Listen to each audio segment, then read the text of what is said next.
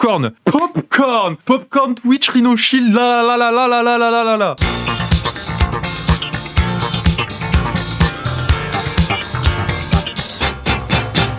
Yo les refs, j'espère que vous allez bien. Aujourd'hui on se retrouve pour une nouvelle vidéo storytelling dans laquelle je vais vous raconter un petit peu l'expérience que j'ai pu avoir dans la conception de coques Rhino Shield en partenariat avec Popcorn. Ils m'ont contacté afin de réfléchir à une collection qui sera en partenariat avec Rhino Shield, puisque Rhino Shield les accompagne avec le rewind de Popcorn. Et comme ça fait déjà 2 ans que je travaille avec Rhino Shield et que j'ai déjà ma collection personnelle qui est en place depuis quasiment 2 ans et demi, c'est pourquoi le staff de Popcorn m'a contacté afin de réaliser cette petite collaboration.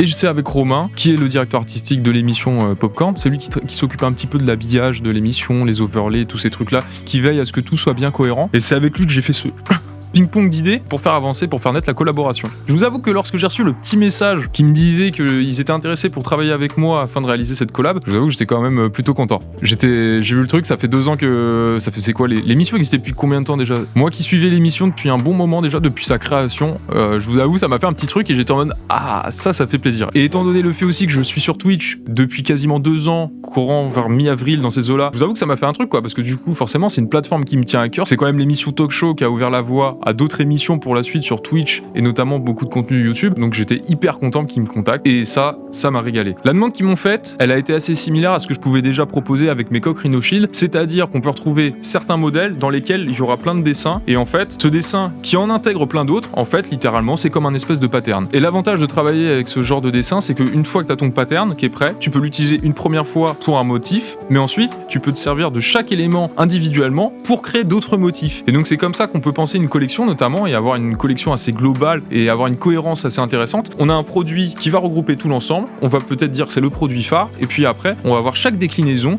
qui va pouvoir aussi séduire d'autres personnes, parce que peut-être que dans l'ensemble, tout ne va pas plaire à une même personne, mais peut-être que chaque élément individuellement, ils auront leur petite valeur ajoutée, et ils auront leurs petits trucs en plus qui pourront plaire à d'autres personnes. Et donc c'est comme ça qu'on a pensé la collaboration. Donc vous allez me dire, mais du coup, la collab avec Popcorn, qu'est-ce que tu mets dessus? Qu'est-ce que tu fais comme dessin? Et ben tout simplement, j'ai eu le droit à ma petite liste, et puis on allait chercher les éléments principaux qui reflétaient bien l'émission. Donc forcément, le bucket de Popcorn, le micro également, les caméras, la cassette audio, le chronomètre, ou encore la fusée pour les actualités de PA. Donc en fait, l'idée principalement, c'était d'intégrer tous les éléments possibles liés à l'émission et qui pouvaient refléter l'émission. Donc voilà, il y avait plein de petits éléments comme ça à ramener, c'était hyper sympa de pouvoir composer un pattern avec tout ça. Donc, première étape, la phase de recherche.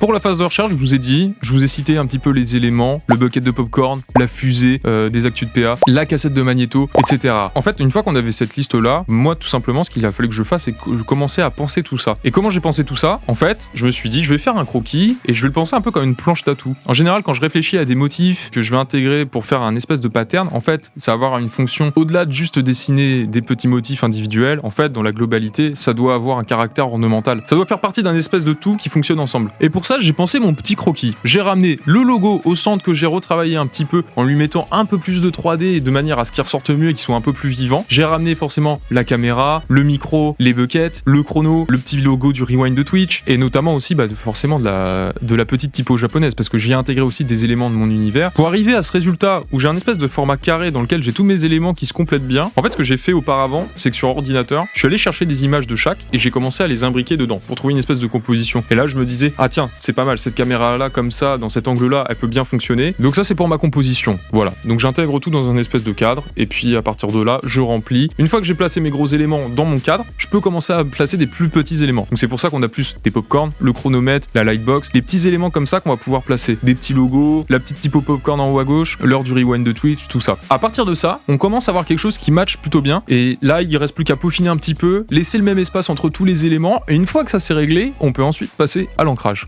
Deuxième partie, l'ancrage.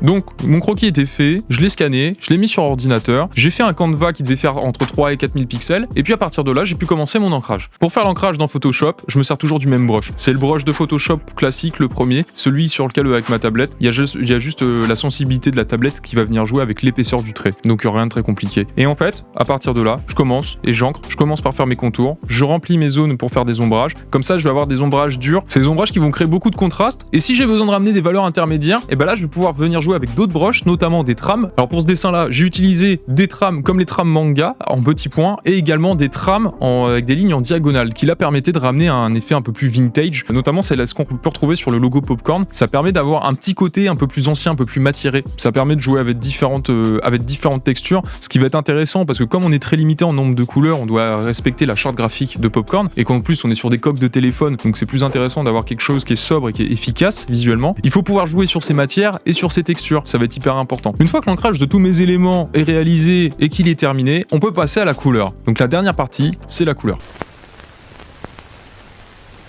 Pour les couleurs des éléments, on est resté uniquement sur 3 couleurs en tout. Le noir qui allait servir de faire les contours, en gros. Ensuite, on avait le rouge parce que c'est la direction artistique de Popcorn. Et enfin, un blanc cassé légèrement beige. En fait, c'était beaucoup plus simple parce que, comme avec Rhino Shield, tout l'intérêt c'est de pouvoir personnaliser ses coques. L'idée ici, c'était de pouvoir limiter le nombre de couleurs. Comme ça, derrière, si quelqu'un voulait choisir par exemple une coque, plutôt qu'elle soit juste noire, blanche ou rouge, si vous voulez prendre par exemple, je ne sais pas, genre du beige ou du bleu ou du vert, que ça puisse quand même fonctionner avec les couleurs. Dans le choix final des couleurs, l'étape du prototypage a été hyper importante. Tout simplement parce qu'en fait, on s'est rendu compte à ce moment-là qu'avoir du blanc sur du blanc, ça marchait pas. D'où le fait qu'on ait utilisé un blanc un petit peu plus crème. Ça permettait d'avoir les motifs qui ressortaient un petit peu mieux des coques. Et une fois tout le prototypage terminé, on a pu envoyer notre go et donner le feu vert à Rhino Shield pour qu'il puisse lancer les productions.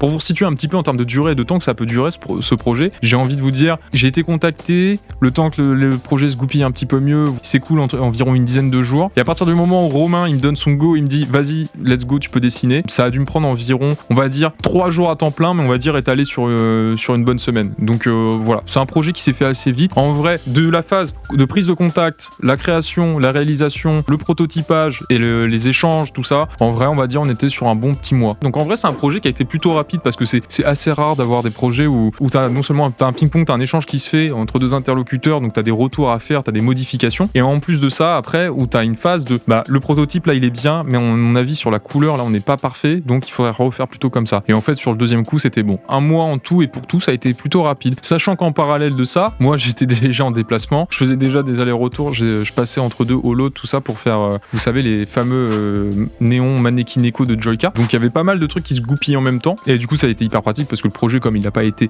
hyper long non plus, ça a permis de bosser de manière hyper efficace. De toute manière, quand tu t'entends bien avec des gens, sur le plan humain ça passe super bien, que derrière ton produit il est de super qualité et que dans tous les sens les gens sont satisfaits des visuels, tout ça, forcément ça peut que bien marcher, donc c'était trop bien. Ça permet d'avoir un truc qui fonctionne quoi, c'est cool, ça marche, ça fait plaisir.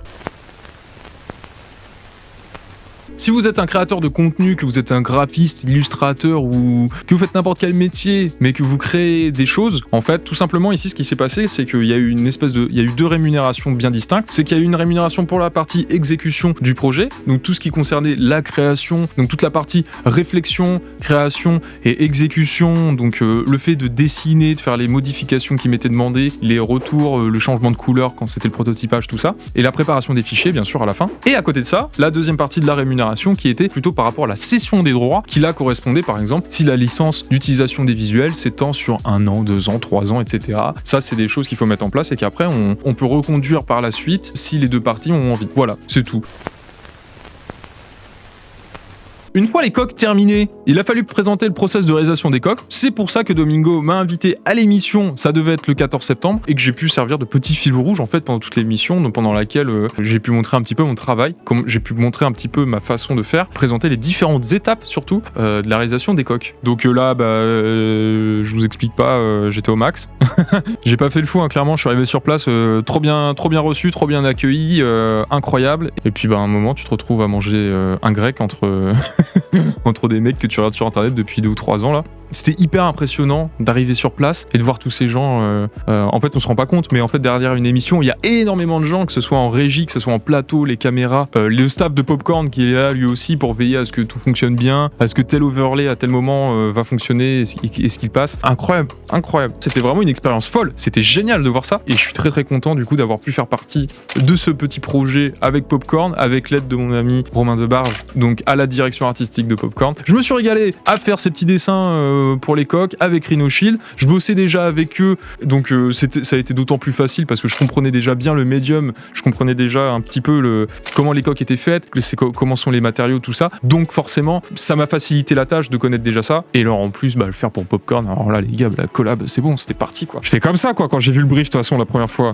Je pense qu'on peut finir comme ça, on peut conclure cette petite vidéo tout simplement en remerciant toute la team de Popcorn, en remerciant Romain, Domingo, Clément et compagnie. Merci à tous les gars qui bossent chez eux. Merci aussi à vous d'avoir regardé cette vidéo. Si cette vidéo vous a plu, n'hésitez pas à laisser un petit pouce bleu, un petit commentaire, à vous abonner, ça fera super plaisir. C'est le début de la chaîne, j'espère l'emmener le plus loin possible parce que je m'éclate à faire ça. Je suis encore débutant, mais franchement, je prends un plaisir de ouf à vous tourner ces petites vidéos, tout ça. Si vous voulez suivre un petit peu mon travail en direct, je suis sur Twitch le lundi, mercredi et vendredi de 10h à 14h. Et sinon, on se retrouve sur Instagram, Twitter, les internets, tout ça, vous connaissez. Merci tout le monde encore une fois. N'hésitez pas à laisser un petit pouce bleu, un petit com. Des bisous tout le monde, à la prochaine. Tchuss!